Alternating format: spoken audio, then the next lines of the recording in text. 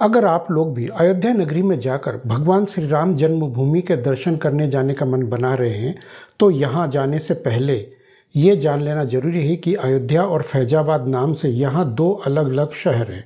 इसके अलावा यहाँ ये भी ध्यान रखें कि फैजाबाद का नाम भी बदलकर अब अयोध्या कर दिया गया है। इसमें से प्राचीन और प्रमुख अयोध्या नगरी सरयू नदी के किनारे पर ही बसी हुई है और इन दोनों शहरों के बीच करीब करीब 7 किलोमीटर की दूरी है। और क्योंकि 7 किलोमीटर की ये दूरी बहुत ज़्यादा नहीं होती, इसलिए यहाँ जाने पर आपको पता ही नहीं चलेगा कि भगवान राम की उस प्राचीन अयोध्या में है या फिर नई अयोध्या में। ये दोनों ही शहर भले ही किसी घनी आबादी वाले शहर की तरह नहीं है, लेकिन किसी महानगर की सभ्यता संस्कृति से कम भी नहीं है।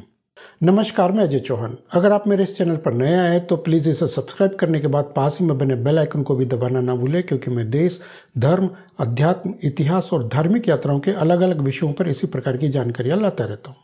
तो अयोध्या जाने से पहले यहाँ ये ध्यान रखें कि अगर आपको अयोध्या में सिर्फ श्री राम जन्मभूमि के ही दर्शन करने हैं तो फिर आपके लिए यहाँ मात्र एक दिन का समय काफ़ी है। लेकिन अगर आपको यहाँ के कुछ और भी खास और प्रसिद्ध और प्राचीन मंदिरों के दर्शन करना है तो उसके लिए कम से कम 2 से 3 दिन का समय लग सकता है। अयोध्या के लिए आप किसी भी मौसम में जा सकते हैं, लेकिन अगर आपके साथ परिवार के बच्चे और बुजुर्ग भी है तो उसके लिए बता दूं कि यहाँ का सबसे अच्छा मौसम फरवरी से मई और सितंबर से दिसंबर के बीच का होता है। अगर आप अयोध्या से बहुत दूर के किसी शहर में रहने वाले हैं तो भी आपके लिए अयोध्या पहुंचना कोई बहुत मुश्किल नहीं है, क्योंकि भारत के करीब करीब सभी बड़े शहरों और खास शहरों से अयोध्या के लिए रेल से और सड़क के रास्ते आने की सुविधा अच्छी है। लेकिन अगर आपको अयोध्या के लिए रेल की सीधी सुविधा नहीं भी मिल पाती है तो आप फैजाबाद भी पहुंच सकते हैं, क्योंकि फैजाबाद भी अब अयोध्या के नाम से ही पहचाना जाता है और प्राचीन अयोध्या का ही एक भाग बन चुका है। लेकिन फिर भी अगर आपको अयोध्या और फैजाबाद दोनों के लिए भी ट्रेन की सुविधा नहीं मिल पाती है तो फिर भी आप यहाँ के मनकापुर स्टेशन से होकर गुजरने वाली ट्रेनों से भी आ जा सकते हैं, क्योंकि मनकापुर स्टेशन से अयोध्या की दूरी भी मात्र 35 किलोमीटर रह जाती है। मनकापुर स्टेशन से मिलने वाली रोडवेज बसों से या फिर ऑटो या टैक्सी की मदद से सड़क के रास्ते बहुत आसानी से अयोध्या पहुंच सकते हैं। रोडवेज की बसों में जाने पर यहाँ का किराया करीब 30 रुपए लगता है और अगर आप चाहें तो मनकापुर स्टेशन से अयोध्या जाने वाली किसी भी दूसरी पैसेंजर या एक्सप्रेस ट्रेन से सीधे अयोध्या पहुंच सकते हैं। इसके अलावा यहाँ ये भी जान लेना जरूरी है कि आप यहाँ हवाई जहाज से पहुंचना चाहते हैं तो फिलहाल अयोध्या का सबसे नजदीकी एयरपोर्ट 135 किलोमीटर दूर लखनऊ में है। वैसे बहुत ही जल्द अयोध्या का अपना एयरपोर्ट भी बनकर तैयार होने वाला है, लेकिन फिलहाल लखनऊ एयरपोर्ट से आगे आपको सड़क के रास्ते ही जाना होता है। देश के अन्य कई छोटे बड़े शहरों से सड़कों के रास्ते अयोध्या जाने के लिए सीधे रोडवेज या फिर प्राइवेट बस सेवा मिल जाती है। इसके अलावा गोरखपुर, प्रयागराज और लखनऊ से सीधे अयोध्या के लिए भी बस मिल जाती है। अब सवाल उठता है कि अयोध्या में ठहरने के लिए होटलों या फिर धर्मशालाओं की सुविधा कैसी है। तो बता दें कि अयोध्या में ऐसी सैकड़ों धर्मशालाएं हैं जहां आप अपने कम से कम बजट के अनुसार भी कमरा ले सकते हैं। इसके अलावा अयोध्या जाने वाले अधिकतर लोगों के सामने सबसे पहले जिन धर्मशालाओं के नाम आते हैं उनमें बिरला धर्मशाला और श्री जानकी महल ट्रस्ट धर्मशाला सबसे खास है। इन धर्मशालाओं में बिना एयर कंडीशन वाला कमरा 200 रुपए तक के किराए में मिल जाता है और अगर आपको इसमें से किसी भी धर्मशाला में एयर कंडीशन वाला कमरा लेना हो तो उसका किराया कम से कम 800 से 1000 रुपए तक में देना होता है। लेकिन अगर आपका बजट बहुत कम है तो आप यहाँ बिरला धर्मशाला और श्री जानकी महल ट्रस्ट धर्मशाला में या फिर इनके अलावा भी अन्य कई धर्मशालाओं में जो हॉल बने होते हैं उसमें भी ठहर सकते हैं। दरअसल ये दोनों ही धर्मशालाएं श्री राम जन्मभूमि और हनुमानगढ़ी से नजदीक यानी कि पैदल दूरी पर ही बनी हुई हैं, इसलिए सबसे ज्यादा प्रसिद्ध है। इसमें जानकी महल ट्रस्ट धर्मशाला परिक्रमा मार्ग में नया घाट पर इलाहाबाद बैंक के पास ही में बनी हुई है, जबकि Birla Dharamshala new colony old bus stand के पास में है। अगर आप यहाँ अपने वाहनों से जाते हैं तो पार्किंग की सुविधा भी मिल जाती है। इन धर्मशालाओं के अलावा आप यहाँ की दूसरी कई खास धर्मशालाओं में भी जा सकते हैं जो अयोध्या की सबसे प्रमुख और प्रसिद्ध धर्मशालाओं में मानी जाती है। तो ये तो हुई धर्मशालाओं की बात, लेकिन अगर आप यहाँ की किसी प्राइवेट होटल में ठहरना पसंद करते हैं तो यहाँ होटलों की सुविधा भी अच्छी है और इन होटलों में भी 500 रुपए से 700 रुपए तक में बिना एयर कंडीशन वाला अच्छा कमरा मिल जाता है।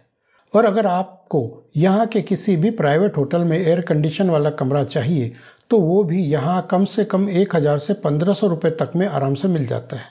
लेकिन उसके लिए अयोध्या जाने से पहले ये भी ध्यान रखना होगा कि अगर आप यहाँ छुट्टियों के मौसम में या साप्ताहिक छुट्टियों के मौसम में यानी कि शनिवार रविवार की साप्ताहिक छुट्टियों के दौरान आते जाते हैं तो प्राइवेट होटलों में कमरों के किराए ज्यादा भी देने पड़ सकते हैं। इसके अलावा ये भी ध्यान रखना होगा कि आजकल अधिकतर होटलों में और धर्मशालाओं में ऑनलाइन बुकिंग बहुत पहले हो जाती है, इसलिए अक्सर वहां जाने पर किसी भी धर्मशाला या होटल में कमरे खाली नहीं मिल पाते हैं। ऐसे में आप भी चाहें तो अपनी यात्रा शुरू करने से पहले ही बुकिंग करवा सकते हैं। पूरी दुनिया में अयोध्या एक सबसे पवित्र और सबसे खास महत्व वाली धार्मिक नगरी है, इसलिए यहाँ ऐसे श्रद्धालु भी आते हैं जिनका बजट कम से कम होता है या फिर ना के बराबर भी होता है।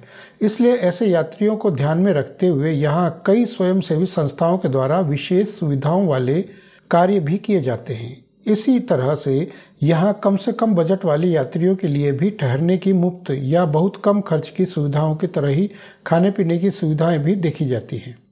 अगर आप यहाँ किसी भी धर्मशाला में भोजन करना चाहते हैं तो करीब 40 से 50 रुपए में शुद्ध शाकाहारी भोजन की एक थाली मिल जाती है। लेकिन अगर आप अयोध्या में निःशुल्क भोजन का लाभ लेना चाहते हैं तो श्री राम जन्मभूमि के एकदम पास ही में स्थित अमावा राम मंदिर के बाहर राम रसोई में पटना के श्री महावीर ट्रस्ट के द्वारा यहाँ आने वाले सभी भक्तों को निःशुल्क और स्वादिष्ट भोजन की सुविधा दी जाती है।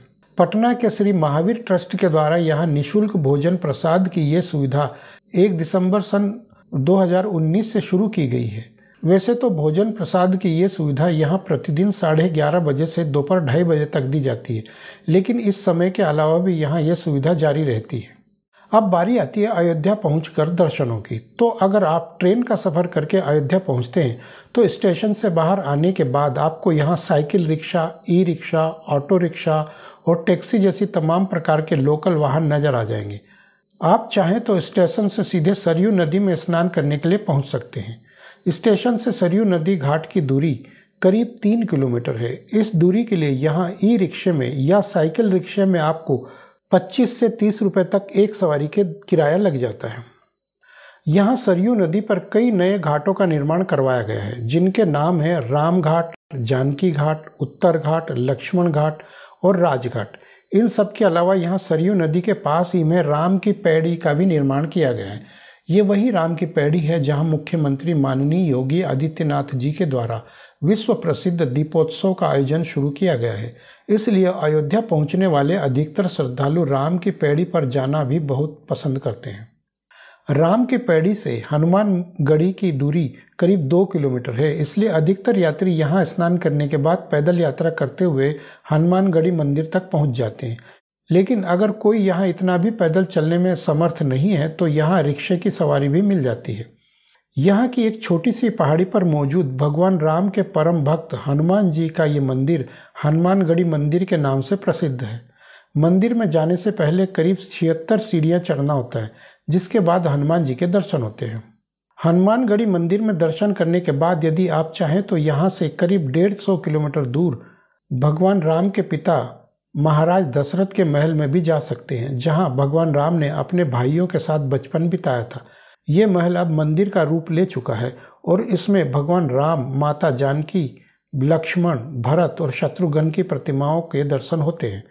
दशरथ महल सुबह 8 बजे से दोपहर 12 बजे तक और शाम के 4 से रात को 10 बजे तक खुला रहता है। इसके बाद आप चाहें तो दशरथ महल के बाद यहाँ से करीब 200 मीटर की दूरी पर स्थित कनक भवन भी जा सकते हैं।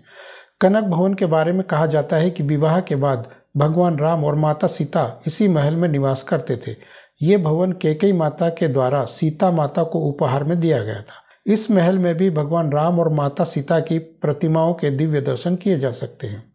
यहाँ कनक भवन के बाहर श्री कनक सरकार रसोई यानी रेस्टोरेंट भी देखने को मिल जाता है। ये रेस्टोरेंट एक एयर कंडीशन वाला रेस्टोरेंट है। अगर आप यहाँ भोजन का आनंद लेना चाहते हैं तो इसमें आपको 60 रुपए में सादा थाली और 150 रुपए में डिलक्स थाली मिल जाती है।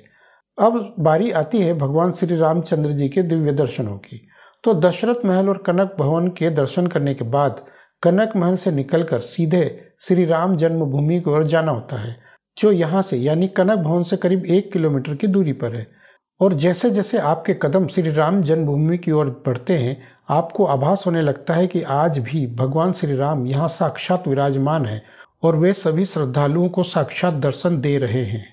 श्री राम जन्मभूमि के दर्शनों से पहले आपको यहाँ के लॉकर्स में अपना सारा सामान जैसे कि बैग, मोबाइल, कैमरा, हाथ की घड़ी जैसे सामान अंदर ही जमा करना होता है।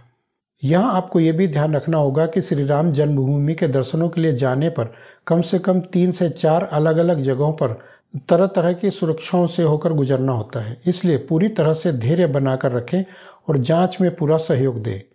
तो जैसा कि हम सब जानते हैं कि फिलहाल जब तक भगवान राम का मंदिर बनकर तैयार नहीं हो जाता, वे एक छोटे से अस्थायी मंदिर में निवास कर रहे हैं। लेकिन जैसे ही वे अपने स्थायी निवास में पहुंचेंगे, एक अलग ही प्रकार का आनंद आएगा। श्री राम जन्मभूमि के दर्शनों के बाद यहाँ से ज्यादातर श्रद्धालु श्री राम जन्मभूमि न्यास मंदिर कार्यशाला की ओर भी जाते हैं। ये स्थान जन्मभूमि से करीब 2 किलोमीटर की दूरी पर है। इस कार्यशाला में भगवान श्री राम के भव्य मंदिर के लिए शिलाओं को तराशने का काम किया जाता है। इस कार्यशाला में तैयार किए जा रहे श्री राम मंदिर का एक मॉडल भी रखा है और इसी मॉडल के अनुसार यहाँ मंदिर में लगने वाली शिलाओं की नक्काशी का काम चल रहा है। आप भी यहाँ उस नक्काशी के काम को देख सकते हैं। श्री राम जन्मभूमि न्यास मंदिर कार्यशाला में देश विदेश से आने वाले श्रद्धालुओं की भीड़ हजारों में रहती है। तो ये तो हुए अयोध्या में श्री राम जन्मभूमि के प्रमुख दर्शन। लेकिन अयोध्या नगरी में और इसके आसपास के क्षेत्रों में आज भी सैकड़ों हजारों मंदिर हैं जिनका अपना अलग ही इतिहास है और मान्यता है।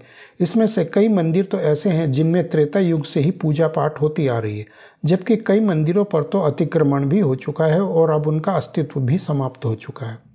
कहा जाता है कि आज भी यहाँ अयोध्या नगरी के आसपास कम से कम 4000 से ज्यादा छोटे बड़े ऐसे मंदिर मौजूद है जो भगवान राम के समय से जुड़े हुए महत्वपूर्ण स्थान रहे हैं। अयोध्या में और अयोध्या के आसपास के कई क्षेत्रों में आज भी इन मंदिरों का महत्व और अस्तित्व राम मंदिर से कम नहीं है। इसलिए अयोध्या पहुंचने के बाद 1 या 2 दिनों में इन सभी मंदिरों के दर्शन करना तो संभव नहीं है। लेकिन अगर आप यहाँ के दूसरे महत्वपूर्ण स्थानों के दर्शन करना चाहते हैं तो आपको उसके लिए कम से कम 2 से 3 दिनों का समय लग ही सकता है। तो अगर यह जानकारी आप लोगों को अच्छी लगी हो तो कृपया कमेंट बॉक्स में अपने विचार हमें जरूर बताएं और जाने से पहले वीडियो को लाइक और शेयर भी करते जाएं। और अगर आप इस चैनल पर नए आए तो प्लीज इसे सब्सक्राइब करने के बाद पास ही में बने बेल आइकन को भी दबाना ना भूलें। तब तक के लिए धन्यवाद। जय हिंद, वंदे मातरम।